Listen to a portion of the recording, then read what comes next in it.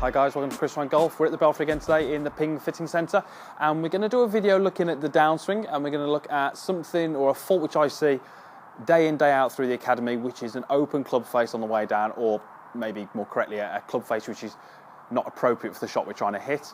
And we're going to go through a really simple drill that you can do to help fix it with a T-peg. So let's first of all look at what we're talking about, and then we can go through the steps and the drill that you're going to need to hopefully put some measures in there to make it better. So if I just turn this way, so we're going to look at the golf swing from down the line. So very, very common with golfers, especially golfers who fade the ball, who slice the ball, who hit very high, weak ball flights, we would see in the backswing the club face, so the leading edge of the golf club is in this position here, so it's about vertical.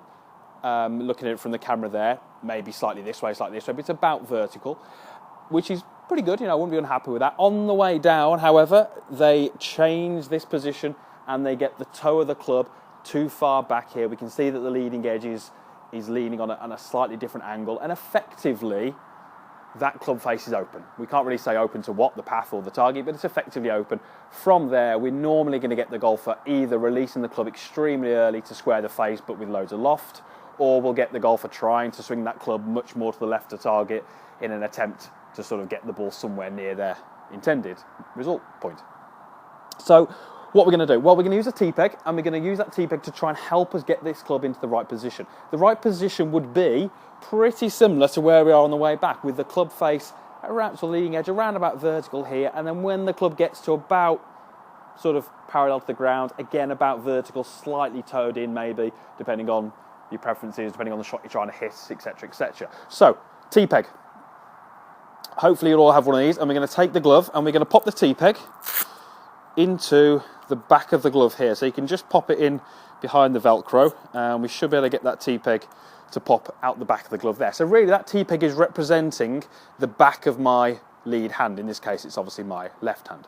So, what are we going to get you to do? Well, we're going to get you to take a starting position and make a backswing as normal. But then on the way down, I want you to feel that the T-peg is going to point away from you. And then as we continue, it's going to start to point what you feel is down towards the ground. Now you can see here, that T-peg's not excessively down towards the ground, but just look at the club face, look at the leading edge, where that is.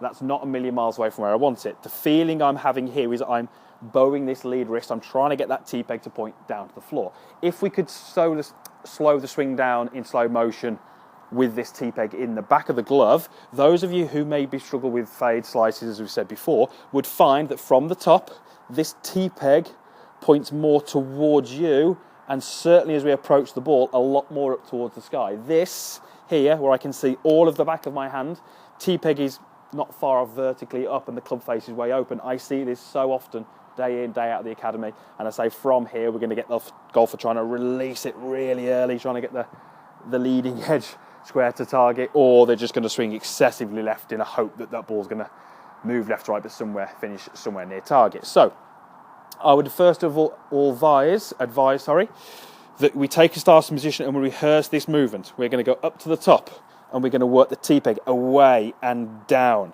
That's the feeling. Okay, I really feel that differently in my lead wrist, and if my lead wrist is different, the chances are my trail wrist will be different. I feel there's a lot more bend in my trail wrist, and I feel there's a lot more sort of bow or a bit more shape this way to my lead wrist. That's the feeling I want. From there, we can turn onto the golf ball. If we can do that, we should find we get an impact position a lot more like this, where the T-peg is sort of pretty parallel to the ground, as opposed to a lot of you out there who will be more like this, where the T-peg is a little bit more up. A lot more shape, a lot more extension in this lead wrist, and we're not going to hit some particularly good shots from there. So fantastic drill if you feel that you hit that ball left to right, if you miss fairways on the right, if you slice it, if you've got a high ball flight, it's worth doing this drill. Even if you do this drill and this feels fairly normal to you, it's worth doing it just to see, because I see so many people in this position with the face laying way back here, back of the hand a lot more visible, right hand a lot more under the golf club. Okay, so give it a go.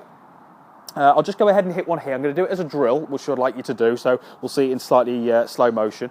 We'll show you it from down the line so you can see, but that's how we'd want you to go through the drill, a little bit more, slow motion to get the feeling of what we're trying to do, and then we can add the speed at a later date. So let's go ahead and hit one.